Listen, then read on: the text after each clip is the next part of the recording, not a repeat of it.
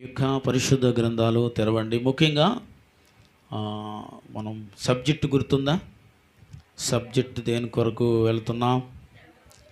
దేని కొరకు? శ్రమ కొరకు మనము ఒక సబ్జెక్టు మీద మనం ముందుకు వెళ్తూ ఉన్నాం. అంటే శ్రమ అనే విషయంలో మనం కొంతమంది భక్తుల జీవితాలను ఇక్కడ మనం పరిశోధన చేసుకుంటూ వెళుతూ ఉన్నాం. శ్రమ ఎవరికి వచ్చింది అనే విషయంలో మనం వింటూ ఉన్నాం. అయితే శ్రమ రెండు విధాలుగా మీకు చూస్తూ ఉన్నారు. మొదటిది శ్రమ ఎవరికి వచ్చిందంటే దేవుని యందు భయభక్తులు కలిగి నీతిగా బ్రతికే వారికి వచ్చింది అని విన్నాము. రెండోది భక్తిహీనులకు కూడా శ్రమ వచ్చింది అని విన్నాము. అయితే భక్తిహీనులకి శ్రమ కలిగింది, దేవుని యందు భయభక్తులు కలిగిన వారికి శ్రమ కలిగింది. కానీ ఏ శ్రమ మనకు మేలు చెప్పండి? భక్తిహీనులుగా ఉండి శ్రమ పడదామా, లేకపోతే భయభక్తులు కలిగి ఉండి శ్రమ పడదామా? ఆమేన్, హల్లెలూయా. అంటే భక్తిహీనులుగా ఉండి శ్రమ పడితే ఒక విధానమైన పరిస్థితి ఉంది. ఏంటో తెలుసా? భక్తిహీనులుగా ఒకవేళ ఉండి మనం శ్రమల పాలయ్యామనుకోండి, ఆ శ్రమ నిన్ను విడిచి ఎప్పటికీ పోదు, ఎప్పటికీ పోదు. అది ప్రతి క్షణము ఏదో ఒక విధముగా నిన్ను బాధిస్తూనే ఉంటుంది, శోధిస్తూనే ఉంటుంది. నీకు విడుదల ఉండదు ఇంకా. ఎందుకంటే వారు భక్తిహీనులు. ఆ భక్తిహీనులకి ఇంకా ఆ శ్రమ నుండి విడుదల లేదు అని స్పష్టంగా వాక్యంలో రాయబడి ఉంది. కానీ భక్తి చేయి వారికి ఏముందయ్యా అంటే దేవుడు మేలు చేస్తాడని ఉంది. ఆ భక్తి నుండి అంటే ఆ శ్రమ నుండి వారికి విడుదల ఉందని ఉంది. ఆమేన్, హల్లెలూయా. అంటే నేను అంటాను, అయ్యా నీతిగా ఉండి ఒకవేళ బ్రతికి ఒకవేళ మనము శ్రమల పాలవుతే దానికి తగిన ప్రతిఫలం మనకు ఉంది. కాబట్టి నీతిగా బ్రతికే శ్రమల పాలవుదాం. హల్లెలూయా. ఆ నీతిగా బ్రతికి శ్రమల పాలవుదాం. నీతిగా బ్రతికే, యథార్థంగా బ్రతికే, దేవుని కొరకు బ్రతికే. అవసరమైతే శ్రమల గుంట నువ్వు ప్రయాణం ఒకవేళ చేస్తే ఆ శ్రమ నుండి నీకు విడుదల ఉంది. ఆమేన్, హల్లెలూయా. అంటే శ్రమ ఎవరికి ఉంది ఇప్పుడు చెప్పండి? అడిగిన వెంటనే చెప్పాలి. మొదట నీతిగా బ్రతికిన వారికి ఉంది, రెండోది భక్తిహీనులకు ఉంది. హల్లెలూయా. ఎవరు భక్తిహీనులు, ఎవరు నీతిమంతులు? భక్తి చేసే వారికి శ్రమ కలిగింది, కానీ ఆ భక్తిని బట్టి ఆ శ్రమ నుండి వారికి విడుదల ఉంది. ఆమేన్, హల్లెలూయా. వారు చేసే ఉపవాసాలు, వారు చేసే ప్రార్థనలు, వారికి ఉన్న దేవుని సన్నిధి అనుభవాలను బట్టి వారికి విడుదల దేవుడు ఇస్తాడని చెప్పరేంటి? హల్లెలూయా. ఎందుకంటే నీవు భక్తిహీనురాలు కావు, భక్తిహీనుడువు కావు అని చెప్పుకోవాలి. భక్తిహీనులకు విడుదల లేదు. భక్తిగా బ్రతికి వారికి మాత్రం దేవుడు ఏమిస్తాడంట?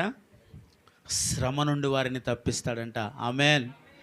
కానీ భక్తిహీనులు అనే మాట, భక్తిగా బ్రతికేవారు అనే మాట రెండింటికి తేడా ఉంటుందండి. ఉంటుందా ఉండదా? భక్తిహీనుల నోట నుంచి వచ్చే మాట ఒకలా ఉంటుంది, భక్తిగా బ్రతికేవారు నోట నుంచి వచ్చేది మరోలా ఉంటుంది. ఇప్పుడు భక్తిగా బ్రతికిన యోబేమో ఏమన్నాడు? హింసింపబడ్డాడు, శోధింపబడ్డాడు, తర్వాత అన్నాడు నేను సువర్ణంగా మార్చబడతాను అన్నాడు. ఆమేన్, హల్లెలూయా. అన్నాడా లేదా అండి? సువర్ణముగా నేను మార్చబడతాను, శోధింపబడుతున్న నేను దేవుని చేత మార్చబడతాను. ఆమేన్ చెప్పాలి. మనుష్యుల చేత కాదు. ఎవరి చేత? ఒక వ్యక్తి మళ్ళా సువర్ణముగా మార్చబడాలి అంటే అది దేవునికి మాత్రమే సాధ్యమండి. ఆమేన్, హల్లెలూయా. అంటే ఈ భక్తిలోను భక్తిహీనతలో ఉంది. ఏంటో తెలుసా? విశ్వాసం అనేది ఉంది. ఏముంది? విశ్వాసం అనేది ఉంది. విశ్వాసం ఎవరికి ఉంటుంది? ఏమండి? భక్తిహీనులకు ఉండదు, భక్తిగా బ్రతికి వారికి ఉంటుంది. ఆమేన్ చెప్పాలి. అంటే అలాంటి విశ్వాసము వారికి ఉంటుంది కాబట్టి ఎలాంటి శ్రమలు వచ్చినా వారు తొలగిపోరు. ఆమేన్, హల్లెలూయా. వారికి ఎలాంటి శ్రమ వచ్చినా వారు తొలగిపోరు. ఎందుకంటే వారికి ఏముందో తెలుసా? విశ్వాసం ఉంది.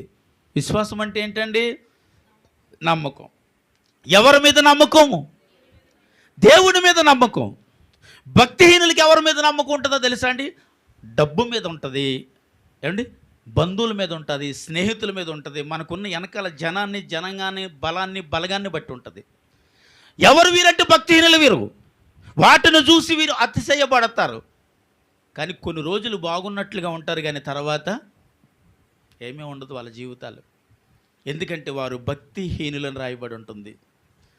భక్తి చేయవారు మొదట శోధింపబడిన తర్వాత వారు మళ్ళా సువర్ణంగా చేయబడతారు. ఆమెను చెప్పండి హల్లెలూయా. మరలా వారు సువర్ణముగా చేయబడతారు, అంటే మార్చబడతారు. అద్భుతమైన జీవితాన్ని వారు అనుభవించగలిగిన స్థితి వారికే ఉంది. ఆమెను చెప్పండి హల్లెలూయా. అంటే విశ్వాసం అంటే ఏంటి? ఇప్పుడు విశ్వాసం అంటే ఏంటండి? ఎదురు చూచుటని చెప్పండి. దేని కొరకు? నేను చెప్పాలి. దేవుని కొరకు ఎదురు చూస్తా, డబ్బు కోసం చూస్తూ ఉంటా ఏమండి, ఇంకా ఏదేదో ఆలోచనతో దాని కొరకు ఎదురు చూస్తాం. కానీ దేవుని కొరకు ఎదురు చూసేవారు నిరీక్షణతో బ్రతుకుతారు. ఆమె చెప్పండి. దేనితో బ్రతుకుతారు? నిరీక్షణతో బ్రతుకుతారు. నేను అంటాను, అసలు భక్తి ఎప్పుడు చేయాలి అమ్మా? కష్టం వచ్చినప్పుడు, శ్రమ వచ్చినప్పుడు, నిజంగా అప్పుడే భక్తి చేయాలి. ఎప్పుడు చేయాలి? యోబు గారు భక్తి ఎప్పుడు చేశాడు? యోబు గారు భక్తి ఎప్పుడు చేశాడు? కానీ శ్రమ వచ్చినప్పుడు బాగా చేశాడు. ఇంకా హల్లెలూయా. ఎప్పుడు బాగా చేశాడు చెప్పండి? ఆయనకి బాగా శ్రమ కలిగినప్పుడు ఇంకా బాగా భక్తి చేశాడు. ఇప్పుడు మనకి బాగా శ్రమ వచ్చింది అనుకోండి, భక్తిహీనులం అవుతాం. ప్రార్థనలకు వెళ్ళం, ఉపవాసాలు ఉండం, దేవుడి సన్నిధికి దూరం అయిపోతూ ఉంటాం. ఎందుకో తెలుసా? అది భక్తిహీనత. ఎందుకంటే నాకు కష్టం వచ్చింది, నాకు బాధ వచ్చింది, దేవుడు ఏం చేస్తున్నాడు? దేవుడు చూస్తలేదా? దేవుడు చూడట్లేదా? దేవుడికి కనులు లేవా? నేను చేసిన ప్రార్థన వీటికి ఆయనకి చెవులు లేవా? ఉన్నవే. ఆయనకి చెవులు ఉన్నవి, ఆయనకి కనులు ఉన్నవి. ఆయన చూచుచున్నాడు, ఆయన వినుచున్నాడు నీ ప్రార్థన. కానీ వారు భక్తిహీనులై ఉన్నారు కాబట్టి వారు ఏమంటున్నారంటే, దేవుడు నా ప్రార్థన వినట్లేదు, దేవుడు నాకు మేలు చేస్తలేదు, దేవుడు నన్ను అప్పుల్లోంచి బయటికి తీసుకురావట్లేదు, దేవుడు నన్ను అనారోగ్య పరిస్థితుల నుంచి బయటికి తీసుకురావట్లేదు. ఎందుకంటే దేవుడు అసలు నా ప్రార్థన వినట్లేదు. ఎవరు వీరు? అందరూ చెప్పాలి. మరి చెప్పినంత మాత్రానికి మీరు భక్తిహీనులు ఎందుకు అవుతారు? ఒకవేళ అలా చెప్పితే నేను భక్తిహీనుని అయిపోతానని అనుకోవద్దు. ఎవరు వీరు అన్నప్పుడు భక్తిహీనులు? ఎందుకంటే వీరు ప్రార్థన చేయలేరండి. ఎప్పుడు చేయలేరు? శోధన కలిగినప్పుడు వారు ప్రార్థన చేయలేరు. వారికి బాధ వచ్చినప్పుడు వారు ప్రార్థన చేయలేరు. వారికి శ్రమ వచ్చినప్పుడు వారు ప్రార్థన చేయలేరు. వారు అనుకోని పరిస్థితులు పడిపోయినప్పుడు ఇంకా వారు ప్రార్థన చేయలేరు. నేను అంటాను, ఎందుకు చేయలేరయ్యా అని అడిగితే అది వారి భక్తిహీనత అంటాను.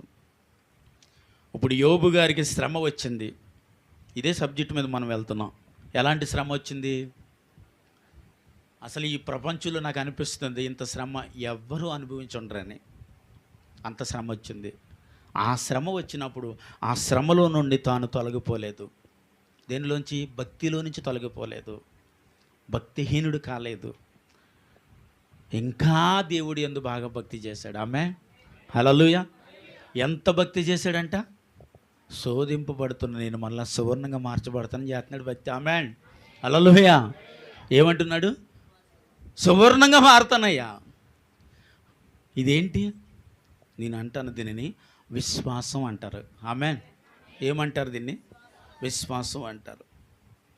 విశ్వాసం అంటే ఏంటి? ఇప్పుడు నేను అడిగాను కదా, ఏంటి అండి? విశ్వాసం అంటే దేవుడి మీద ఆనుకొనుట. ఆమె చెప్పండి. ఏంటి చెప్పాలి? దేవుడి మీద ఆనుకొనుట. దేవుడి మీద ఆనుకునేవారు ఎలా ఉంటారో తెలుసా అండి? ఎలాంటి శ్రమ నీ జీవితంలో ఎదురవుతున్నా, ఎలాంటి పరిస్థితి నీ జీవితంలో ఎదురవుతున్నా సరే నిలవబడగలగాలి విశ్వాసములో. Amen hallelujah. చెప్పండి, నిలవబడగలగాలి. నిలవబడాలి అంటే ముందు మనకి ఏం కావాలి? గట్టిగా చెప్పాలి, విశ్వాసము కావాలి. ఒక వాక్యాన్ని చదివించి మిమ్మల్ని ముందుకు నడిపించాలని ఆశపడుతున్నాను. రెండవ రాజుల గ్రంథము 6వ అధ్యాయము 24వ వచనాన్ని ఒకసారి చదవండి.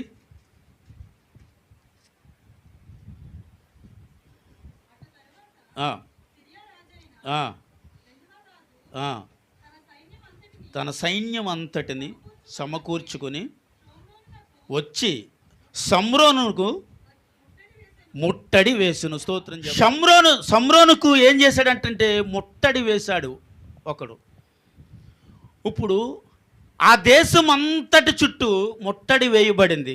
ముట్టడి వేయబడటం అంటే ఆ దేశంలో ఉన్న వారికి ఇంకా లోపటికి ఒకడు వెళ్ళటానికి లేదు, లోపటి నుంచి ఒకడు బయటికి రావటానికి లేకుండా ముట్టడి వేశారు ఇక్కడ. ఇప్పుడు ఆ దేశం అంతటిని ముట్టడి వేసేస్తే వారి పరిస్థితి ఎలాగుంటుంది అంటే, వారికి తినటానికి కొంత మట్టుకు ఉన్న ఆహారం అంతటిని తిని వరకు వారు బాగానే ఉంటారు. అవునా కాదా? అర్థమయ్యేటట్టుగా చెప్తాను. మన దగ్గర తినడానికి కొన్ని రోజులు ధనం, కొన్ని రోజులు ఆహారం సమృద్ధిగా ఉందని చెప్పి మనం ఎలా ఉంటాం? దేవుని స్తోత్రం అండి, మరి దేవుడు మమ్మల్ని దీవించాడండి అంటాం. అది అయిపోయిన తర్వాత ఏమంటాం? మరి దేవుడు ఇలా చేశాడండి, దేవుడు మాకు అంటాం. ఇప్పుడు ఈ రెండింటికి తేడా ఏంటి అంటే, ఉన్నప్పుడు తిన్నారు, లేనప్పుడు. ఇప్పుడు ఈ దేశము చుట్టూ ముట్టడి వేయబడింది. ఇప్పుడు ఆ దేశంలో ఉన్న ప్రజలు ఎన్ని రోజులైతే ఆహారం వారి దగ్గర ఉందో అన్ని రోజులు ఆహారం తిన్నారు వారు. ఈ రాజు ఈ ముట్టడి వేసినాడు చాలా జ్ఞానంతో వేశాడు. ఎలాంటి జ్ఞానం అంటే, ఆ చుట్టూ ఆ ప్రజలను కాపు పెట్టి ఎవడు బయటికి రాకూడదు, ఎవడు లోపలికి వెళ్ళకూడదు. అంటే ఆహారం అయిపోయినాక ఎవడు వచ్చి లోపలికి వెళ్ళటానికి లేదు. ఇంకా ఈ చుట్టూ వేయబడిన వాడు మాత్రం ప్రతిరోజు ఆహారాన్ని సమృద్ధిగా తింటున్నాడు, కానీ లోపలి నుంచి ఎవడికి రావడానికి బయటికి ఆధారం లేకుండా అక్కడ పెట్టాడు. కాబట్టి కొన్ని రోజులు అయింది, ఆహారం అయిపోయింది, తినడానికి ఏ ఆధారం లేదు ఇంకా. ఇప్పుడు ఆహారము లేనప్పుడు వాడు బలహీనుడు అవుతాడు. కాబట్టి శత్రువుకి ఈజీగా ఉంటుందా, ఉండదా? ఇప్పుడు బలంగా ఉన్నప్పుడు శత్రువు కొట్టగలడా అండి? బలహీనంగా ఉన్నప్పుడు కొట్టగలడా? బలహీనంగా ఉన్నప్పుడు కొడతాడు, బలంగా ఉందని చెప్పి వాడు కొట్టలేడు కదా. కాబట్టి ఇప్పుడు ఆ దేశము చుట్టూ ముట్టడి వేశాడు, వారికి తినుటకు ఆహారం లేదు, అయిపోయింది. ఎంత భయంకరమైన పరిస్థితి అంటే, అక్కడ ఆ రాజు ఆ దేశంలో ప్రయాణం చేస్తూ వెళుతూ ఉంటే ఇద్దరు తల్లులు దెబ్బలాడుకుంటున్నారు అక్కడ. ఏమన్నా తెలుసా? అయ్యా, మాకు తినటానికి ఇంక ఈరోజు తాను బిడ్డే మాకు ఆహారము, కానీ అది ఇవ్వనంటుంది. మాకు న్యాయం చేయి. ఏం న్యాయం చేయను? పడమరటి తూర్పు, పడమర, ఉత్తర, దక్షిణం నుండి ఏ వైపు నుండి మీకు సహాయం రాదు, యెహోవా యొద్ద నుండి కానీ. ఆమేన్ చెప్పాలి మీరు. హల్లెలూయా. ఆయన యొద్ద నుండి మీకు సహాయం వస్తుంది, కానీ ఏ వైపు నుంచి సహాయం చేసేవాడు ఎవడు లేడు. రాజు కూడా ఏమి చేయలేకపోతున్నాడు. ఎందుకంటే ఇంక తినటానికి వారికి ఆహారమే కరువైపోయిన పరిస్థితి, భయంకరమైన దీనస్థితి అక్కడ కలుగుతూ ఉంది. బలహీనులు అయిపోయారు పూర్తిగా. బలహీనులు అయిపోతేనే శత్రువు మన మీద దాడి చేయగలడు. హల్లెలూయా చెప్పండి. బలహీనముగా ఉన్నప్పుడు శత్రువు మన మీద దాడి చేయగలడు. ఇప్పుడు ఆ దేశంలో ఉన్న ప్రవర్తలు కానీ ఎవరు ఏమీ చేయలేకపోతున్నారు, ఎవరు బయటికి వెళ్ళలేకపోతున్నారు, ఎవరు లోపలికి రాలేకపోతున్నారు. తినటానికి ఆహారం లేని దరిద్రపు స్థితి వారి జీవితంలో వచ్చేసింది. ఇప్పుడు వీరందరూ ఏం చేస్తున్నారు? ఇలాంటి పరిస్థితి మన ఏలూరులో వస్తే ఏం చేస్తాం? ఏలూరు దాటి బయటికి ఎవడు వెళ్ళకూడదు, ఏలూరు లోపల ఎవరికి రాకూడదు అన్నాడు అనుకోండి, ఎన్ని రోజులు మనం బ్రతకగలం? మన దగ్గర ఉన్నంత మట్టుకు తింటాం. డబ్బు ఉన్న డబ్బు తినలేం కదా. ఎందుకంటే లోపలికి ఇంకా కూరగాయలు రావు, రైస్ రావు, ఇంకేమీ రావు తినటానికి నీకు. అప్పుడు ఎన్ని రోజులు మనం బ్రతకగలం? కొన్ని రోజులు మాత్రం మనం బ్రతకగలం. ఇక్కడ ఎంత ఆహారం మనకు సమకూర్చబడిందో అంతటినే తిని అప్పుడు వరకు మనం బ్రతకగలం, తర్వాత చచ్చిపోతాం. ఇప్పుడు అదే పరిస్థితి ఇక్కడ ఉన్న ఈ ప్రజలకు వచ్చింది. ఇప్పుడు ఇంకా ఎవడు లోపలికి వెళ్ళట్లేదు, లోపలి నుంచి ఎవరు బయటికి రావట్లేదు ఆహారాన్ని తీసుకెళ్ళడానికి కూడా. ఇప్పుడు అలాంటి పరిస్థితుల్లో ఆ దేశపు ప్రజలు ఏం చేయాలి? ఇప్పుడు అలాంటి పరిస్థితి నీ కుటుంబంలో వస్తే మీరేం చేస్తారు? ప్రార్థన చేస్తారా? శుభ్రంగా పడుకుంటారా? ఉన్నన్నాళ్ళు తింటామండి, లేకపోతే ఇంకా సత్తామండి, ఏముంది దీనిదేముంది, దేవుడు ఇలా చేసాడు అనుకుంటానంటారా? నిజం చెప్పాలండి. ఏమండి? నిజం చెప్పాలి. మరి నిజంగా ప్రార్థన చేస్తారా? నాకు అనిపిస్తుంది ఇంకెందుకండి, ఇంకెవడు లోపలికి రావట్లేదు, బయట నుంచి ఎవడో లోపలికి రావట్లేదు, లోపలి నుంచి బయటికి వెళ్ళడానికి లేదు, ఇంక మనకు ఆహారం అంటూ ఏది ఉండదు, కాబట్టి ఇంకా బ్రతికి మనం ఏం చేస్తాం? ఇంక చచ్చిపోవటమే. ఇంక ఇలాంటిప్పుడు ప్రార్థన ఎందుకు? ఇవి కూడా కోల్పోతారు. ఇప్పుడు ఆ దేశపు ప్రజలు వారు ప్రార్థన చేస్తుండగా ఇప్పుడు ఆ దేశంలో ఒక్కడు కూడా లేచి నిలబడలే. ఆ రాజుని ఎదుర్కొన్నట్టుకి ఎవడు బలమును చూపలే. అధికారం ఉన్నవాడు కూడా, రాజు కూడా లేచి వెళ్ళలేకపోయాడు, ఎవడు వెళ్ళలేకపోయాడు. ఆ దేశంలో ఉన్న 4 కుష్ఠరోగులు లేచారంట. స్తోత్రం చెప్పాలి. హల్లెలూయా. అంటే నేను అంటాను, వారు శరీరపరంగా వారు కుష్ఠరోగులేమో కానీ ఆత్మపరంగా వారు బలవంతులే. స్తోత్రం చెప్పాలి ఇప్పుడు. హల్లెలూయా. వారు ఆత్మపరంగా వారు బలవంతులే. వారు శరీరపరంగా మాత్రమే కుష్ఠరోగులు అంతే, వారు బలహీనులు అంతే. వారు 4 లేచి, ఇంక ఇక్కడ ఉన్న సత్తం, అక్కడికి వెళ్ళిన సత్తం, అక్కడికి వెళ్ళకపోయినా ఇక్కడ కూర్చున్నా మనం చేస్తాం, అక్కడికి వెళ్తే రాజు చేతిలో వాడి చేతిలోనే సత్తం. ఇంక ఇక్కడ ఉండే బదులు ఇంకేం చేయాలి? వెళ్ళి ఆడి చేతిలో చచ్చిపోదాం. ఇలాంటి విశ్వాసం ఎంతమందికి ఉంటుంది చెప్పాలి. చేస్తే భక్తి చేద్దామండి, లేకపోతే చచ్చిపోదాం అన్న తీర్మానంతో ఉన్నారు ఇలా 4. మీ తీర్మానం ఏంటి? ఇలాంటి సమస్య మీకు వస్తాయి, ఇలాంటి పేదరికమో, అనారోగ్య పరిస్థితితో, ఆర్థిక పరిస్థితితో, కుటుంబ సమస్య ఏదో నీ జీవితంలో ఉంటే ఇప్పుడు నీ పరిస్థితి ఏంటని అడుగుతా ఉన్నాను. ఎలాంటి విశ్వాసముతో, ఎలాంటి ధైర్యముతో లేచి మీరు నిలవబడగలరని అడుగుతా ఉన్నాను. లేచి నిలవబడటానికి ముందు ఏం కావాలని అడుగుతున్నాను? విశ్వాసం కావాలి. రాజులో కూడా లేని విశ్వాసం ఇక్కడ 4 కుష్ఠరోగులు వాళ్ళకు వాళ్ళే మాట్లాడేసుకుని అవసరమైతే అక్కడే చచ్చిపోదాం అనే ఒక తీర్మానంతో లేస్తూ ఉన్నారు. ఇలాంటి పరిస్థితి ఒకవేళ నీ జీవితంలో ఎదురవుతే నువ్వు చేయాల్సిన పని ఏంటి? ఏం చేస్తే ఈ పరిస్థితి నుంచి వీరికి విడుదల కలుగుతుంది? ఏం చేస్తే దేవుడు మనకు విడుదల ఇస్తాడు? ఏం చేస్తే ఈ సమస్య నుంచి మనల్ని బయటికి తీసుకొస్తాడు? ఏం చేస్తే దేవుడు మనల్ని ఆర్థికంగా దీవిస్తాడు, ఆరోగ్యపరంగా దీవిస్తాడు? అసలు ఏం చేస్తే నీ ఆలోచన అంతమందికి ఉంది, కానీ లేచిన వారు ఎంతమంది? ఎవరు వేరు? అంతేగాని నేనని చెప్పుకోరు మీరు. కుష్ఠరోగి లేచాడు అక్కడ, ఓకే, వాడు లేచాడు. కానీ మనము ఇదేంటంటే నేను బాగానే ఉన్నానని అంటున్నారా? పోనీ కొంతమందికి ఆర్థిక పరిస్థితి ఉంటుందండి, కొంతమంది అనారోగ్య పరిస్థితి ఉంటుందండి, కొంతమందికి కుటుంబ సమస్య ఉంటుందండి, కొంతమందికి బిడ్డల సమస్య ఉంటుంది, కొంతమందికి భర్త సమస్య ఉంటుంది, కొంతమందికి భార్య సమస్య ఉంటుంది, కొంతమందికి అత్తమామల సమస్య ఉంటుంది. ప్రతి మనిషికి ఏదో ఒక సమస్య ఉంది. ఈ సమస్య ఉన్న ఒక వ్యక్తి చేయాల్సిన పని ఏంటి? ఇప్పుడు కుష్ఠరోగి లేచి నిలబడ్డాడు ఇక్కడ. మనం ఏం చేస్తున్నాం అని అడుగుతున్నాం. ఇలాంటి పరిస్థితి నీ జీవితానికి వస్తే ఏం చేస్తాం మనం? ఇంక ఈ సమస్య నన్ను విడిచిపోదు అంటాం. ఈ సమస్యకి ఇంకా పరిష్కారం లేదు పాస్టర్ గారు, ఈ సమస్యకి ఇంకా పరిష్కారం చూపువారు లేరు పాస్టర్ గారు. కానీ ఈ సమస్యకు పరిష్కారం ఎవరు చూపుతారు? ఇప్పుడు పాస్టర్ గారు చూపించడు, ఎవరు చూపిస్తారండి? ఎవరు? దేవుడు అంటే ఎవరండి? నా యేసుక్రీస్తు ప్రభు చూపిస్తాడని చెప్పండి. హల్లెలూయా. ఎవరు సమస్యకి? నా సమస్యకు పరిష్కారము. ఎందుకంటే దేవుని కాపుదల మీకున్నది కనుక. ఆమెన్ చెప్పాలి. హల్లెలూయా. దేవుడు కాపుదల మీ దేశానికి ఉన్నది, అంటే నీ కుటుంబానికి ఉంది. హల్లెలూయా. నీ కుటుంబంలో నీవు లేవాలి. ఏ విషయంలో లేవాలి? ప్రార్థన విషయంలో లేవాలి. ఆమేన్. ఉపవాస విషయంలో లేవాలి. ఆమేన్.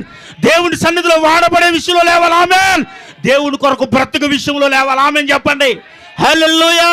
ఒకవేళ అలాగ నువ్వు కట్టబడగలిగితే ఈ సమస్య నుంచి దేవుడు నిన్ను బయటికి తీసుకొస్తాడు. ఇప్పుడు ఆమేన్ చెప్పండి. హల్లెలూయా. ఎందుకంటే దేవుడు నీకు కాపు కాయిచున్నాడని వింటున్నాం మనం. ఏం చేస్తున్నాడు? ఎలా కాస్తున్నాడు? ప్రతి నిమిషము కాస్తున్నాడు. చూడండి, యెషయా గ్రంథము 27:3 అమ్మ. యెషయా గ్రంథము 27:3. యెహోవాను నేను దానిని కాపు చేయుచున్నాను, ప్రతి నిమిషమున నేను దానికి నీరు కట్టుచున్నాను, ఎవడును దాని మీదకి రాకుండానట్లు దివారాత్రము దాన్ని కాపాడుచున్నాను. చప్పట్లు కొడదామా? హల్లెలూయా. ఎవడును దాని మీదకి రాకుండా ఏం చేస్తున్నాడు? కాపు కాయిచున్నాడు. దేని మీదకి?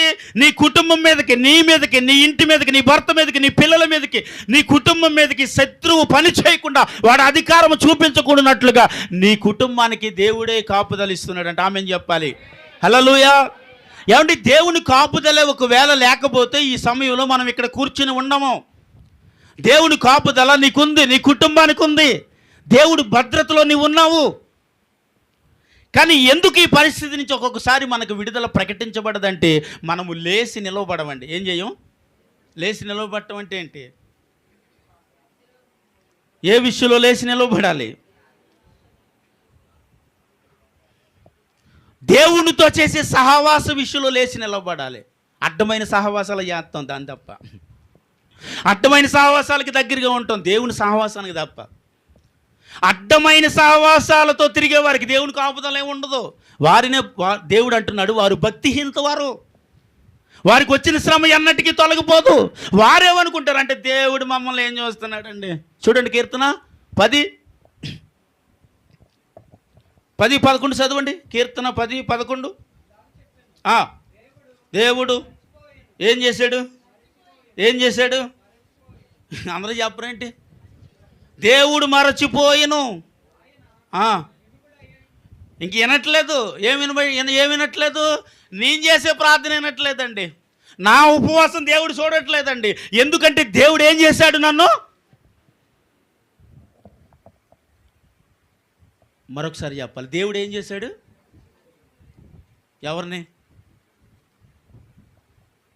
నన్నని చెప్పండి. చూడండి, నన్నని చెప్పండి అంటే నన్ను మర్చిపోతే నువ్వు ఇక్కడ ఉంటావా? ఎంతమంది అన్నారు? దేవుడా క్షమించాను అడగండి. హల్లెలూయా. దేవుడు మిమ్మల్ని మరచిపోలేదండి. కీర్తన 115 తీద్దాం. కీర్తన 115:11. యెహోవాయందు భయము లేని వారులారా. అవునా? చదవండి. యెహోవాయందు నమ్మిక ఉంచుడి, ఆయన వారికి సహాయము, వాడికి కేడము. యెహోవా మమ్మను చప్పట్లు కొట్టేసే నామని మహింపరచాలి. ఏం చేయలేదమ్మా? ఎవరిని? మరి ఇప్పుడే నన్ను మర్చిపోయి గుండ్లు బాధేసుకున్నారే. దేవుడు ఏం చేయలేదు మనలను? మరిచిపోతే ఇక్కడికి వచ్చాం. అవునా కాదా? దేవుడు మిమ్మల్ని మరిచిపోయాడు అనుకో, ఈ ఆదివారం మిమ్మల్ని చర్చికి తీసుకొచ్చేవాడా? దేవుడు సన్నిధికి నువ్వు దూరం అయితే చూస్తూ ఆయన ఉండడు. ఉపవాసానికి దూరం అయితే చూస్తూ ఉండడు. దేవుని సహవాసానికి నువ్వు దూరం అయిపోతూ చూస్తూ ఉండడు. ఎందుకని? మరచిపోలేదు కాబట్టి. అసలు ఎవరిని మర్చిపోలేదంటే యెహోవా యందు భయము. ఈ మాట కొద్దిగా చెప్పరా? యెహోవా యందు భయభక్తులు కలిగి ఉన్నవారిని దేవుడు మర్చిపోలేదు. అది భక్తికి భక్తిహీనతకి తేడా. ఆయన యందు భయభక్తులతో ఉన్నవారిని దేవుడు ఏం చేయలే? భయము లేనివారు అంటున్న మాట ఏంటో తెలుసా? దేవుడు మమ్మల్ని మర్చిపోయాడండి. దేవుడు మాకేమి ఇచ్చాడండి? దేవుడు మాకేం పెట్టాడండి? దేవుడు ఏదైనా వచ్చింటే మేము ఎందుకంటే ఎలాగుంటాం? దేవుడు ఏవి ఇవ్వక ఎలాగున్నామండి. ఎందుకమ్మా అని అడిగామనుకోండి, దేవుడు మమ్మల్ని ఏం చేశాడండి? ఈ మాట చెప్పినంత మాత్రం దేవుడు మేము మర్చిపోతాడు కాదు, చెప్పరేమి. దేవుడు మమ్మల్ని ఏం చేశాడు? మరచిపోయాడండి. ఎవరు వీరు? చెప్పాలి. ఎవరు వీరు? నిజమేనా? భక్తిహీనులేనా? చూడండి కీర్తన 14:1 చదవండి.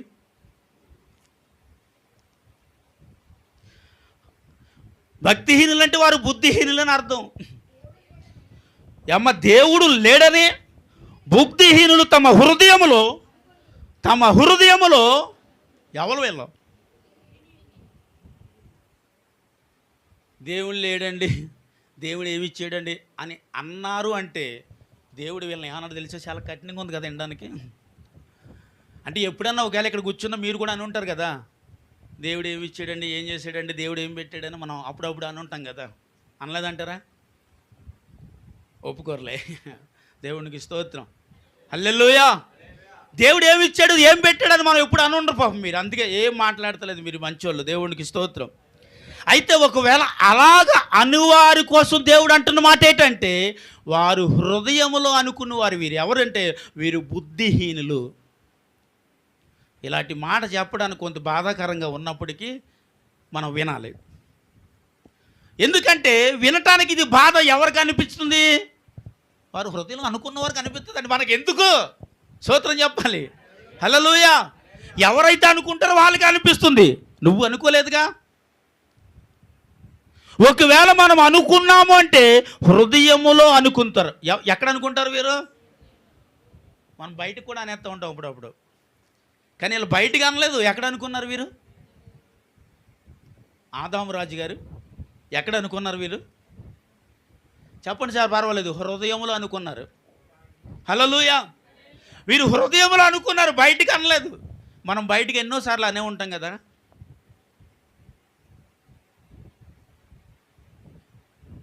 ప్రతి ఒక్కరు నా వైపు చూస్తూ అవుతున్నారు. ఇటు బాగాలేదేంటి, గడ్డం తీస్తాగా. మొన్నదాకా ఎలాంటి టైప్లో ఉన్నానా?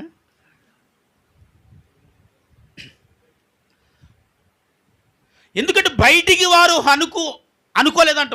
వారు హృదయంలో అనుకుంటున్నారు. ఏమని? దేవుడు మమ్మల్ని మర్చిపోయాడు. దేవుడు అంటే హృదయంలో అనుకోవడం అంటే వాళ్ళ ఇంట్లో ఉన్నప్పుడు గిన్నె గడిగితే అనుకుంటారు దేవుడు నన్ను మర్చిపోయాడు. ఎలా అనుకుంటారు అంటే ఏదో పని చేస్తాను, దేవుడు నన్ను మర్చిపోయాడు, అందుకే నాకు ఈ కష్టం. అంటే నువ్వు ఏ పని చేస్తున్నావు ఆ పని చేసుకుంటూ హృదయంలో అనుకుంటున్నావు అంటే దేవుడు నన్ను మర్చిపోయాడు, దేవుడు నన్ను మర్చిపోయాడు, దేవుడు నన్ను మర్చిపోయాడు. అలా అనుకోవద్దు. దేవుడు నిన్ను మర్చిపోయాడు అని అనుకున్నామంటే దేవుడు నిన్ను అంటున్నాడు బుద్ధిహీనతది. ఏమనకూడదు? దేవుడు నన్ను మరచిపోయాడని ఎప్పుడు అనకూడదు. దీనికి సెక్షన్ పాయింట్ ఉంది. మరి ఎప్పుడు అనకూడదు, అది లెక్క. స్తోత్రం చెప్పాలి. హల్లెలూయా. అన్నీ కలిగి ఉన్నప్పుడు కాదు. ఆదాము గారు మీ ఎదుట అన్నీ కలిపి ప్లేటో పెట్టినప్పుడు అనకూడదు మా ఆవిడ మంచిదని. పెట్టలేనప్పుడు కూడా. హల్లెలూయా. రోజు చక్క 4 రకాల కూరలు ఉండేట్టున్నాళ్ళు ఏమంటారు? అయ్యి బాబా మీ ఆవిడ ఎంత బాగా చూసుకుంటుంది అనుకుంటున్నారు. నేను తినకపోతే తిందండి, మధ్యాహ్నం 4 అలాగే కూర్చొని ఉంటుందండి, నేనంటే అంత ప్రేమ అండి. ఒక్క పూట కూర ఉండకపోతే ఏమంటాం మనం? బుద్ధి ఉందా లేదా? ఏ వేసి తింటాను అనుకున్నా, ఏం తింటాను అనుకున్నా, ఎలా తింటాను అనుకున్నా, ఎలా ఉంటాను అనుకుంటున్నా. రోజు 4 రకాల కూరలు వేసి పెట్టింది కదండి. ఒకరోజు పెరుగో పచ్చడి వేసి తింటే ఏమైంది? అస్సలు అంటే ఇలాంటి అప్పుడు మనకి ఏం కావాలంటే ఏం కావాలి? ఇటు సైడ్ చెప్పాలి. ఏం కావాలి మనకి? ఐక్యత కావాలి ముందు. స్తోత్రం చెప్పండి. హల్లెలూయా. అంటే ఏమీ లేనప్పుడు కూడా మీరు ఏమని పొగడాలి అంటే ఉన్నప్పుడు పెట్టావు కదా అనే మనసు ఇక్కడ కూర్చున్న వారికి ఉండునుగాక. ఆమేన్. హల్లెలూయా. అంటే ఇప్పుడు నేను అంటాను ఇలాంటి భయంకరమైన ఇది భయంకరమైన పరిస్థితి కాదు. ఒక పూట తిండి కూర లేకపోతే భయంకరమైన పరిస్థితి కాదండి. భయంకరమైన పరిస్థితి ఎప్పుడు వస్తుందో ఒక వ్యక్తి జీవితంలో అంటే అనారోగ్య పాలైపోయినప్పుడు, మంచం పట్టేసినప్పుడు, లేవలేనప్పుడు, ఎవరో శత్రువుని మీద దాడి చేసేసినప్పుడు, ఆర్థికంగా నలిగిపోయినప్పుడు, సమస్యలు నిన్ను చుట్టుముట్టేసినప్పుడు అప్పుడు అనిపిస్తుంది మనకి. అప్పుడు అనిపిస్తుంది. అప్పుడే అనిపించకూడదు. ఏ మాట? దేవుడు నన్ను మరచిపోయాడు అని అనకూడని సమయం అదే. దేవుడు నిన్ను మరచిపోయాడు. తన భార్య యోబుతో అంటుంది, నిన్ను మరచిపోయాడు కాబట్టి దరిద్రునికి పట్టింది. దేవుడు నిన్ను మరచిపోయాడు కాబట్టి ఉన్నాయన్ని కోల్పోయావు. దేవుడు నిన్ను మరచిపోయాడు కాబట్టి ఈ దీన దరిద్రత నీకు వచ్చింది. భర్తతో మాట్లాడుతుంది ఇక్కడ. ఆ భర్త ఏమన్నాళ్ళు ఇప్పుడు? అవును కరెక్టే. ఒకప్పుడు దేవుడు ఎంత బాగా చూసేవాడు తెలుసా అండి. చిన్న ప్రార్థన చేస్తే ఏదడిగితే అది ఇచ్చేసేవాడు. ఇప్పుడు రోజుల తరబడి ఉపవాసం ఉండి కన్నీళ్ళు విడిచి ప్రార్థన చేస్తున్నా ఏం జరగట్లేదు. ఉపవాసాలు ఉండి దేవుడి సన్నిధిలో ఎంత ఏడుతున్నా అనుకున్న ప్రార్థన నెరవేర్చబడతలేదండి బాబు. కాబట్టి దేవుడు నన్ను ఏం చేశాడు ఇప్పుడు? చెప్పరు మీరు. హల్లెలూయా. దేవుడు నన్ను ఇలాంటి భయంకరమైన పరిస్థితి వచ్చినప్పుడు మీరు ఏమన్నా తెలుసా? దేవుడు నన్ను మర్చిపోలేదు. ఆమె. ఎందుకంటే ఇలాంటి భయంకరమైన పరిస్థితుల్లో ఇంకా నువ్వు ప్రాణాలతో మిగిలి ఉన్నావు. ఆమె. హల్లెలూయా. ఎందుకంటే యోబుతో సాతాను సవాల్ చేసాడు, ప్రాణాన్ని ముట్టొద్దని అన్నాడా లేదా దేవుడు? అంటే దానికి అర్థం ఏంటి? ఇప్పుడు దేవుడు నిన్ను మర్చిపోయి అన్నాడా, మర్చిపోకుండానే ప్రాణం ఉండేరా అని అడిగాడా? దేవుడు నిన్ను మరచిపోలేదు కాబట్టి ప్రాణాలతో ఉంచాడు. ఎందుకంటే ప్రాణాలతో ఉంటే ఉపయోగం ఏముంది? అన్ని కోల్పోయిన తర్వాత ఏమీ లేకుండా ఈ దరిద్రం బతుకో. ఏమీ లేనప్పుడు ప్రాణాలు ఏం చేసుకుంటామండి? తినడానికి తిండి లేదు, ఆరోగ్యం లేదు, సరిగ్గా బ్రతకడానికి ఏమీ లేదు, ఇల్లు లేదు, బండి లేదు, కారు లేదు, బైక్ లేదు, ఏమీ లేదు. ఎందుకు ఈ దరిద్రం బతుకో? దేవుడు మమ్మల్ని మర్చిపోయాడు.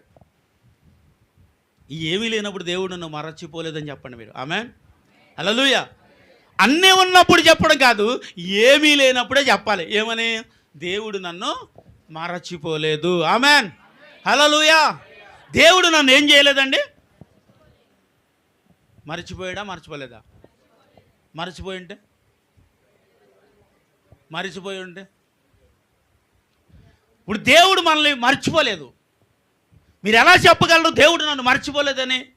ఎస్, దేవుడు నిన్ను మరచిపోలేదని ఎలా చెప్పగలనంటే, ఒకవేళ ఎలాంటి భయంకరమైన పరిస్థితి నా దేవుని సన్నిధిలో ఉండి ఇంకా దేవుడు గొప్పోడు అని ఆరాధించే హృదయం నీకు ఉంది చూసావు, నేను అంటానా, ఆ హృదయమున దేవుడు నిన్ను కోరుకుంటున్నాడు. ఆమె చెప్పాలి, ఎరిగి నలిగిన హృదయం ఆయనకి. ఆమె చెప్పండి, హల్లెలూయా. బాగా ఇరిగిపోయింది. ఇంకా అలా ఇరిగిపోని హృదయం దేవుడికి ఇష్టమంట. ఎప్పుడు ఇరిగిపోద్ది అంటే ఏమీ లేనప్పుడు అండి. ఏమీ లేనప్పుడు ఇరిగిపోద్ది మనిషికి దేవుడి మీద. ఏమీ లేని పరిస్థితి వచ్చినప్పుడు ఇరిగిపోతుంది మనకి. అబ్బాయి దేవుడు నన్ను అన్యాయం చేశాడండి, నన్ను మోసం చేశాడండి, ఎంతో భక్తి చేశాడండి, ఎంతో ప్రార్థన చేశాను, ఎన్నో ఉపవాసాలు చేశాను, నాకు ఏ ఉపయోగము లేదండి. ఏమి లేదు.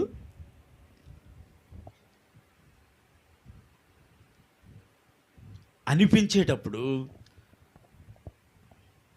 దేవుని సహాయం వస్తుందా రాదా? రాదు. దేవుడు నన్ను మర్చిపోడు అంటే ఎలా వస్తుంది? దేవుడు నన్ను మరచిపోలేదు. ఆమేన్, హల్లెలూయా. ఎందుకంటే దేవుడిని నీ నోట నుండి ఏం చేయలేదయ్యా అంటే దూషించట్లేదు. ఏ పరిస్థితుల్లో దూషించట్లేదు అని అడుగుతున్నాను ఇప్పుడు నేను. శ్రమ నీ మీద ఉన్నప్పుడా, పేదరికం నీలో ఉన్నప్పుడా, భయంకరమైన పరిస్థితి నువ్వు ఎదుర్కొనేటప్పుడు అని అడుగుతున్నాను. ఎస్, అలాంటి సమయంలోనే దేవుడు నన్ను మర్చిపోలేదు అనే వ్యక్తిగా బ్రతకాలి. ఆమేన్, హల్లెలూయా. ఒకవేళ నన్ను మరచిపోయాడు అని ఒకవేళ నువ్వు అంటే, దేవుడు ఒకవేళ నిన్ను మరచిపోతే ఇంక నీకు ఎన్నటికీ దేవుని సహాయం అందదు. ఎందుకంటే నీతిమంతునికి సహాయం అందిందిగా, భక్తిగా బ్రతికిన వారికి సహాయం అందిందిగా. ఎవరికి సహాయం అందట్లేదంటే భక్తిహీనులకి అంటున్నాడు అంతే దేవుడు. వారు హృదయంలో అనుకుంటారు దేవుడు నన్ను మర్చిపోయాడు అని ఇక్కడ రాయబడుతుంది. ఎవరి హృదయంలో వారు హృదయంలో ఆలోచించడానికి కారణం ఏంటండి? అసలు ఒక వ్యక్తి హృదయముతో దేవుడు నన్ను మర్చిపోయాడని ఎప్పుడు ఆలోచిస్తాడు? రోమాపత్రిక రోమాపత్రిక 8:7 ఒకసారి చదవండి.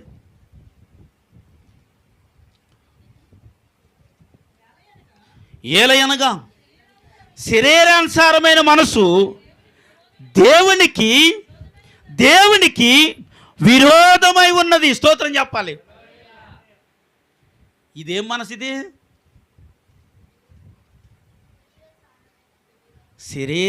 శరీరానుసారమైన మనసు. ఇది శరీరానుసారమైన మనసు ఏమంటో తెలుసా? దేవుడు నన్ను మర్చిపోయాడండి అంటుందంట. ఇది దేవుడికి విరోధముగా పనిచేస్తుందంట. దేవుడికి ఒక వ్యక్తి ఎప్పుడు విరోధంగా ఉంటారంటే, వారు ఆత్మానుసారమైన పరిస్థితి నుండి జారి శరీరానుసారమైన మనిషిగా మారిపోయినప్పుడే అంటారు, దేవుడు నన్ను మర్చిపోయాడండి, దేవుడు నాకు సహాయం చేయట్లేదండి, దేవుడు నన్ను దీవించట్లేదండి, దేవుడు నాకు ఏమి ఇవ్వట్లేదండి.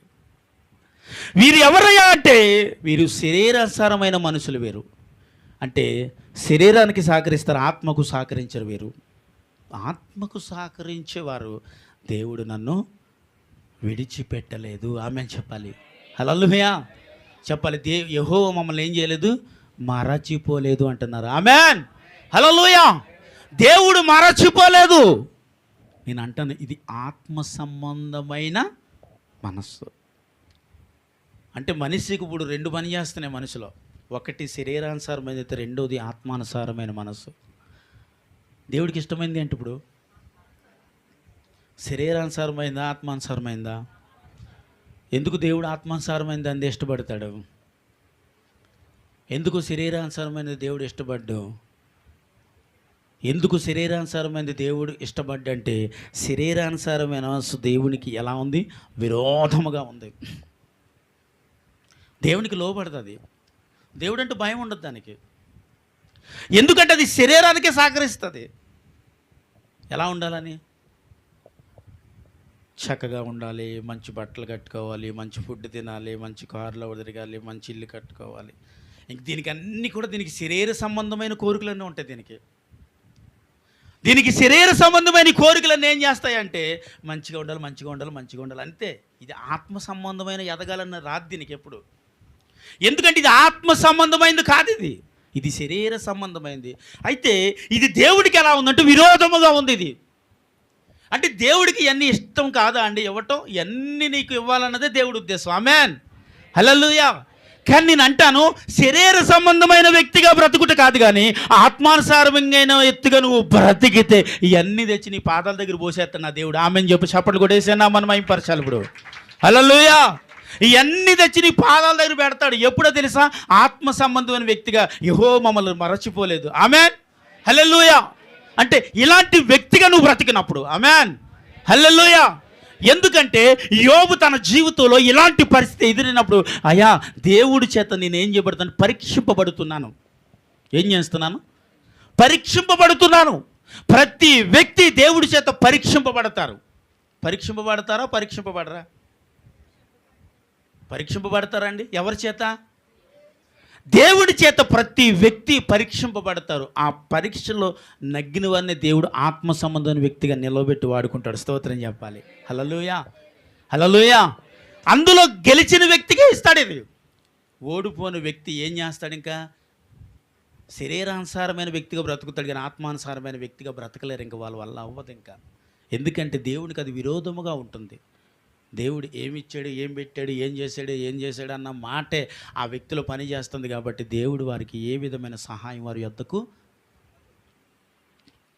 ఆత్మ సంబంధమైన బండవారిని వెంబడించి ఎడారి ప్రయాణములో ప్రతి సమయంలో ఎక్కడ అడిగితే అక్కడ నీళ్ళనిచ్చేటట్టుగా దేవుడు వారికి ఏమి ఇచ్చాడు? నీరుని ఇచ్చాడా లేదా అండి? బండ ద్వారా. అది ఎక్కడ ఇచ్చాడంటే ఎడారిలో ఇచ్చాడు. ఎడారిలో ఏముంటుంది? కనీసం ఒక చెట్టు కూడా ఉండదు, కూర్చోడానికి నీడ కూడా ఉండదు. అలాంటి ప్రదేశంలో వారు దాహం వేసిన ప్రతిసారి త్రాగటానికి నీరుని బండని వారు కూడా పంపించాడంట. చప్పట్లు కొడదామా? హల్లెలూయా. బండని వారు కూడా పంపిస్తూ ఎప్పుడు నీళ్ళు కావాలంటే అప్పుడు వాటర్ ట్యాంక్ కూడా ఉన్నట్లు ఉండేదంట వాళ్ళకి. ఇప్పుడు 40 సంవత్సరములు వారి ప్రయాణములో ఎండ వచ్చే ప్రతిసారి వారికి మేఘస్తంభమే అసలు ఎండే తగలకుండానట్లుగా వారిని నడిపించాడంట. ఆమేన్, హల్లెలూయా. అయ్యా వారికి అలాంటి పరిస్థితి ఎప్పుడు కలిగిందంటే వారు ఆత్మ సంబంధమైన వ్యక్తులుగా ఉన్నప్పుడు. శరీర సంబంధమైన వ్యక్తులుగా మారిపోతూ ఉండేవారు అప్పుడప్పుడు. వారు తెలుసా మీకు? శరీర సంబంధమైన వ్యక్తులుగా మారిపోయేవారు. అప్పుడే వాళ్ళ నోటి నుంచి వచ్చే మాట, ఊరుకోండి సార్, దేవుడు ఏం పెట్టాడు, ఊరుకోండి, ఏమి ఇచ్చాడు దేవుడు, ఇప్పుడు మాకు అన్నం కావాలి, ఆకలేస్తుంది, ఇమ్మనండి, ఇప్పుడు నీళ్ళు కావాలి తాగటానికి, ఇమ్మనండి. అప్పటికప్పుడే వారు శరీర సంబంధమైన వ్యక్తులుగా మారిపోయారు. అప్పుడు దేవునికి వారి మీద కోపం వచ్చేది. అందుకే దేవుడు బుద్ధిహీనం తమ హృదయములో అనుకుంటారు, ఏలయనగా వారు శరీరాంశమైన మనసు దేవునికి విరుద్ధమై ఉన్నది. ఆమేన్, హల్లెలూయా. అంటే వారికి శరీర సంబంధమైన మనసు దేవునికి విరోధంగా ఉండటం కారణం ఏంటంటే, ఏం పెట్టాడు దేవుడు అన్న ప్రతిసారి దేవునికి వారు వ్యతిరేకంగా మారేవారు. కాబట్టి దేవుడు పాపం వారి పట్ల వారిని చూసి వారి మీద ఏమొచ్చేది? కోపం వచ్చేది దేవుడికి. దేవుడికి విధేయత కాని వారిని దేవుడు కోపగిస్తున్నాడు. ఇక్కడ విధేయతగా బ్రతికి వారి పట్ల ఆయన కరుణ చూపించేవాడుగా ఉన్నాడు. చప్పట్లు కొడదామా? హల్లెలూయా. ఆయనకు విధేయత కలిగిన వ్యక్తి పట్ల ఏమో దేవుని కాపుదల, విధేయత లేని వారికి దేవుడు కోపం. సర్వనాశనం అయిపోతూ ఉండేవారు ఆ ఎడారులను. పాపం పిట్ల రాలినట్టు రాలిపోతూ ఉండేవారు. వెంటనే మోషే ప్రార్థన చేసి ఏడుస్తూ ఉంటే శరీర సంబంధమైన వ్యక్తులు ఆత్మ సంబంధమైన వ్యక్తులుగా మారేవారు. స్తోత్రం చెప్పాలి. హల్లెలూయా. దానికి అర్థం ఏంటంటే మోసే గారి దగ్గర పరిగెత్తుకు వచ్చి, బాబోయ్ మేము తప్పు చేస్తామండి, దేవునికి మీకు విరోధమైన పాపం చేస్తాము అన్న ప్రతి క్షణము వారు ఆత్మ సంబంధమైన వ్యక్తులుగా మారేవారు. ఆమేన్, హల్లెలూయా. వారు ఆత్మ సంబంధమైన వ్యక్తులుగా మారేవారు కాబట్టి వెంటనే దేవుడు వారిని మరలా ఏం చేసేవాడు, మేఘస్తంభం తెచ్చేసేవాడు. మళ్ళీ ఎండ తగలనిచ్చేవారు కాదు వాళ్ళకి, మళ్ళీ అగ్నిస్తంభం వచ్చేసేది, చీకటి ఉండేది కాదు వాళ్ళకి. ఆకలి వేస్తే అన్నం పెట్టేవారు, దాహం వేస్తే నీటిని ఇచ్చేవారు. ఇవన్నీ ఎప్పుడు దేవుడు చేస్తున్నాడంటే వారు ఆత్మ సంబంధమైన వ్యక్తులుగా పనిచేసే సమయంలో. ఆమెను చెప్పాలి. హల్లెలూయా. ఎప్పుడు చెప్పండి, శరీర సంబంధమైన వ్యక్తులుగా ఉన్నంతసేపు వారికి దేవుని ఆశ్రయముగా ఉన్నాడా? వారి మీద లేకపోయినా మళ్ళీ తిరిగి వారి మీద దేవుని కోపము రగులుకునేదంట. ఆత్మ సంబంధమైన వ్యక్తికి దేవుని కాపుదల ఉంది. ఇక్కడ కోపం ఉంది, అక్కడ కాపుదల ఉంది. రెండింటికి ఎంత తేడా చూసారా? కోపం నశింపజేస్తుంది, చెప్పండి. కాపుదల ఒక మనిషిని కృపలోనికి నడిపిస్తుంది. ఆమెను చెప్పండి. హల్లెలూయా. ఒక మనిషిని ఎక్కడికి నడిపిస్తుంది? కృపలో తను దేవుడు భద్రపరుచుతాడు. అందుకే ఒక మనిషికి శ్రమ కలిగినప్పుడు, శ్రమలో ఉన్నప్పుడు, బాధలో ఉన్నప్పుడు నువ్వు అనాల్సిన మాట, దేవుడు నన్ను విడిచిపెట్టలేదయ్యా, దేవుడు నన్ను మర్చిపోలేదు. దేవుడు ఒకవేళ నన్ను మర్చిపోయి ఉంటే ఇంకా ఎలా నేను ప్రాణాలతో ఉండేవాడినా? ఏమండి, దేవుడు మర్చిపోయి ఉంటే ప్రాణాలతో ఉండేదన్నా అని అక్కడ ఆ మాటను చదువుతున్నప్పుడు అనిపిస్తూ ఉంటుంది. దేవుని కాపుదలే ఒకవేళ ఆ ప్రజలకు లేకపోతే ఒకేసారి ప్రజలందరూ నశించిపోయి ఉండేవారు. ఆత్మ సంబంధమైన మోషే ఆహారాలు వారి మధ్య ఉన్నారు కాబట్టి ఆమె చెప్పాలి. హల్లెలూయా. అందుకే అవిశ్వాసమైన ఒక ఇంటిలో విశ్వాసం కలిగిన ఒక వ్యక్తి ఉన్నా ఆ కుటుంబం అంతటిని వారు రక్షించుకుంటారు. ఆమె ఇశ్రాయేలు ప్రజలందరూ పాపులుగా మారిపోతున్న సమయంలో మోషే ఆహారాలను కన్నీళ్లు విడిచి ప్రార్థన చేస్తే ఆ శరీర సంబంధమైన వ్యక్తులు ఆత్మ సంబంధమైన వ్యక్తులుగా మారిపోయేవారు. ఆమేన్. హల్లెలూయా. అప్పుడే వాళ్ళు, ప్రభు మేము అవిధేయులు అయ్యాం, తప్పు చేసాం, పొరపాటు చేసాం, దేవుడు పాదాలు పట్టుకున్నవారు. వెంటనే దేవుని సన్నిధి వారికి దిగి వచ్చేది. ఆమేన్. దేవుని సహాయం వారికి వచ్చేది. ఆమేన్. దేవుడు కాపుదల వారికి వచ్చేది. ఆమేన్. శత్రువు నుంచి దేవుడు వారిని విడిపించేవాడు. ఆమేన్ చెప్పాలి. అలా యెహోవా రథము ధ్వని, గుర్రముల ధ్వని, గొప్ప సమూహము ధ్వని సిరియా దండుకు వినబడగా. ఆమేన్ చెప్పాలి. ఇప్పుడు హల్లెలూయా. ఈ కుష్ఠరోగులు లేచి నిలబడి వెళుతూ ఉన్నప్పుడు ఆ సిరియాను రాజులకి ఏం వినబడిందంట? చెప్పండి. గుర్రములు, గొప్ప సైన్యము ధ్వని వారు వింటున్నారు. ఎవరు? ఏ పట్టణానికి ముట్టడి వేశారో ఆ ముట్టడి వేయబడిన శత్రువుకి ఎవరు కనిపిస్తున్నాడండి? చెప్పాలి. దేవుని స్వరము వినిపిస్తుంది, అగ్ని రథముల స్వరం వినిపిస్తుంది, జన సమూహం స్వరము వినిపిస్తూ ఆ సిరియాను దండు వారంతా కూడా ఆ పట్టణాన్ని విడిచి పారిపోయారు. చెప్పలు కూడా వేసేద్దాం, మనం మైపరచుదాం. హల్లెలూయా. హల్లెలూయా. వారు ఎలా పారిపోయారంటే వారు తెచ్చుకున్న ఆహారమును, గుర్రములను దేన్ని మోసుకుపోలేదు, వారికి వారే పారిపోయారు. ఈ నలుగురు కుష్ఠరోగులు వెళ్ళగా చక్కని ఆహారం ఇందాక ఏర్పాటు చేస్తుంది, చక్కగా భోజనం చేసి వాళ్ళకి కావాల్సిన పట్టుకుని వెళ్ళిపోయారంట. స్తోత్రం చెప్పాలి. ఇప్పుడు హల్లెలూయా. ఎందుకయ్యా అని అడిగితే నేను అంటున్నాను, వారు లేచి నిలవబడ్డారు కాబట్టి వారు దేవుని వారికి విజయాన్ని ఇచ్చాడు, సమృద్ధిగా తినట్టుగా ఆహారమును ఇచ్చాడు, వారికి కావలసిన ధనమును దేవుడు వారికి సమకూర్చాడు. మరొకసారి చప్పట్లు కొట్టేసాను నా మనం ఏం. ఒకవేళ నీవు ఇలాంటి భయంకర పరిస్థితులు నువ్వు ఉంటే, సత్య ఇక్కడ ఎందుకు సావడం, చచ్చేది దేవుడు సన్నిధిలోనే చేస్తాను, ఈ పరిస్థితుల్లోనే చేస్తాను, దేవుడు కొరకే సత్తానని ఒకవేళ లేచి నువ్వు నిలవబడితే దేవుడు నీకు ఇచ్చే ఆశీర్వాదం ఎలాగుంటుందో తెలుసా అండి? వారికి కావాల్సినంత తినటమే కాదు, కావాల్సినంత మోసుకుని వెళ్ళేటట్టుగా దేవుడు వారిని ఆశీర్వదించారు. మరొకసారి చప్పట్లు కొట్టాలి. దేవుడు వారిని అలాగా ఆశీర్వదించడానికి కారణం ఏంటండి? వారు లేచారు. ఏమని? చచ్చిపోతే అక్కడే చచ్చిపోతాం, ఇక్కడ కూర్చున్న సత్తం. ఎందుకంటే ఆహారం లేక ఇంకెందుకు బతుకుతాం? ఇలా ఉన్న సత్తం, ఈ భక్తిహీనతలో బ్రతికిన సత్తం, ఈ దరిద్రపు జీవితం జీవించిన సత్తం, ఆ సత్యదేదో దేవుడితో సత్తం, ఆ సత్యదేదో ఉపవాసంలో చేద్దాం, ఆ సత్యదేదో దేవుడితో సహవాసంలో చచ్చిపోతాం. లేచి ఒకవేళ నువ్వు నిలబడితే దేవుడిని నీ పూట దీవిస్తాడు. ఆమేన్ చెప్పాలి. హల్లెలూయా. నీ భక్తి జీవితాన్ని విడిచి ప్రభు కొరకు ఒకవేళ లేచి నువ్వు నిలబడితే దేవుడు ఇప్పుడు నిన్ను దీవించబోతున్నాడు. లేచి నిలబడాలి. హల్లెలూయా. లేచి నిలబడదాం అందరం కూడా. హల్లెలూయా. లేచి నిలబడదాం. దేవుడి పూట మిమ్మల్ని దీవించబోతా ఉన్నాడు. ఆర్థికంగా, వస్త్రపరంగా, ఆహారపరంగా, ఏ విషయంలో ఆరోగ్యపరంగా నలిగిపోతున్నావా, దేవుడు నిన్ను దీవించబోతున్నాడు. కానీ నువ్వు చేయాల్సింది ఏంటో తెలుసా? ఆ కుష్ఠరోగి లేచి నిలబడ్డారంట అక్కడ.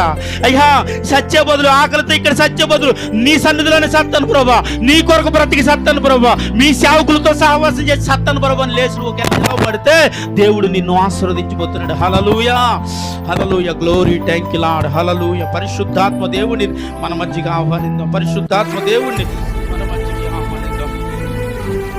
నీవు చేసిన మేలకు, నీవు చూపిన కృపలకు, చెప్దాం. నీవు చేసిన మేలకు, నీవు చూపిన కృపలకు వందనం యేసయ్యా. చెప్పాలి, వందనం యేసయ్యా, వందనం యేసయ్యా. చెప్దాం మరొకసారి, వందనం యేసయ్యా, వందనం యేసయ్యా, వందనం యేసయ్యా, వందనం యేసయ్యా. నీవు చేసిన మేలకు, నీవు చూపిన కృపలకు, నీవు చేసిన మేలకు, నీవు చూపిన కృపలకు ఏ పాటి వాడనను నేను, నన్నెంతగానో ప్రేమించావు, అంచులంచులుగా హెచ్చించి దీవించావు. ఏ పాటి వాడనను, చెప్పాలి, నన్నెంతగానో ప్రేమించావు, అంచులంచులుగా నన్నెంతగానో దీవించావు. వందనం యేసయ్యా, వందనం యేసయ్యా, వందనం యేసయ్యా, వందనం యేసయ్యా, వందనం యేసయ్యా. గ్లోరీ, యేసయ్యా, వందనం యేసయ్యా, వందనం యేసయ్యా. నీవు చేసిన మేలకు, అందరూ కలిసి చెప్తామా? చూపిన కృపలకు, నీవు చేసిన మేలకు, నీవు చూపిన కృపలకు బలహీనులమైన మమ్ము నీవెంతగానో బలపరచావు. క్రీస్తు మహిమైశ్వర్యములో ప్రతి అవసరమును తీర్చావు. బలహీనులమైన మమ్ము, చెప్పాలి, నీవెంతగానో బలపరచావు. క్రీస్తు మహిమైశ్వర్యములో ప్రతి అవసరమును తీర్చావు. వందనం యేసయ్యా. చెప్తామండి, వందనం యేసయ్యా, వందనం యేసయ్యా. అందరూ అదే మాట చెప్తాం. వందనం యేసయ్యా, వందనం యేసయ్యా. గ్లోరీ, వందనం యేసయ్యా, వందనం యేసయ్యా, వందనం యేసయ్యా, వందనం యేసయ్యా. అందరూ హృదయపూర్వకంగా చెప్తాం. వందనం యేసయ్యా, వందనం యేసయ్యా, వందనం యేసయ్యా. గ్లోరీ, వందనం యేసయ్యా, వందనం యేసయ్యా, వందనం యేసయ్యా, వందనం యేసయ్యా, వందనం యేసయ్యా, వందనం యేసయ్యా, వందనం యేసయ్యా. బిగ్గరగా చప్పట్లు కొడతాం. అందరూ బిగ్గరగా చప్పట్లు కొట్టాలి. గ్లోరీ, హల్లెలూయా, హల్లెలూయా. బిగ్గరగా. ఓ గ్లోరీ గ్లోరీ హల్లెలూయా. పరిశుద్ధాత్మ దేవా నీకు స్తోత్రములు నాయనా.